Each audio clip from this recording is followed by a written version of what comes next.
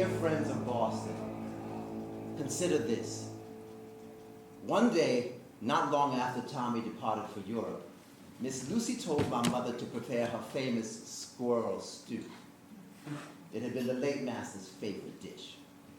As always, the stew was delicious. I myself consumed several bowls, and I can still remember how I greedily licked my fingers when washing out the pot. But Miss Lucy lay awake all night long, her moans filling the house. And as soon as it was light, the local doctor was summoned. He diagnosed her with acute food poisoning and prescribed a tea to induce vomiting and remove the toxins from her body. She suffered audibly throughout the day, but by nightfall she was able to sit up and keep down some bread. The next morning, Miss Lucy ordered Belle to go out into the front yard, where the overseer was waiting with a freshly cut birch rod. My mother stripped to the waist and was tied to a tree with her arms above her head. She made no sound, but as soon as I saw her flinch under the first lash, I looked up at Miss Lucy in her second floor window and screamed, "No! If Master Pete were..." My mother hissed, "Hush!" at me. But it was too late. Because I had dared to raise my voice to the mistress and look directly at her while doing so, I received the punishment of 20 lashes every day at noon until Christmas. What saved me from even severer beatings was nothing more than Miss Lucy's business sense. If I had been broken in body, I would not bring a good price at auction, for she could no longer abide my presence, and I was to be sold out of state as a field slave at the start of the new year. Incidentally, no other person who ate the squirrel stew that night suffered any ill effects.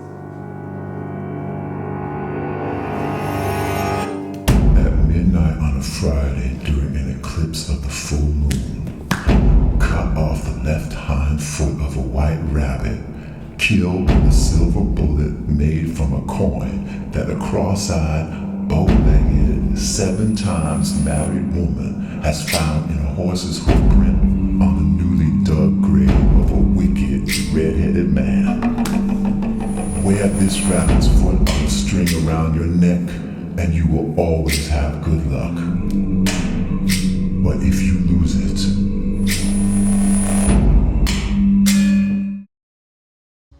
Sat down at my piano and started to play.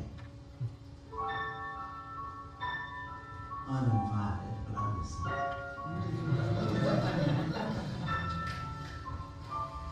And I heard my mother teaching me to sing in the plantation kitchen. I heard the snap of the whip as it landed on my back. I felt the blood surging in you and in me. I saw you years from now, old and decrepit, lying on your deathbed.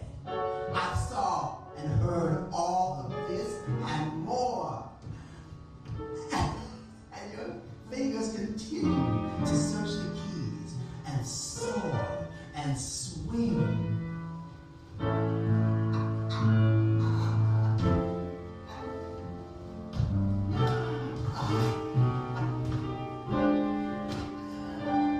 Then you turned and stared at me, straight back at me. Your eyes said,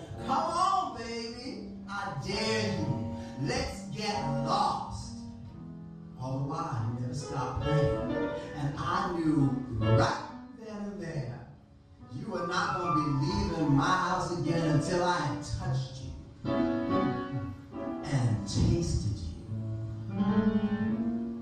ruined you.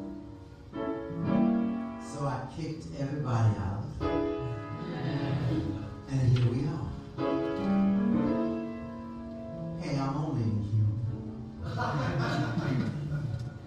1, 2, 1, 2, 3, 4. Pastoral scene of the gallant South, the bulging eyes and the twisted mouth, scent of magnolia, sweet and fresh. Then the sudden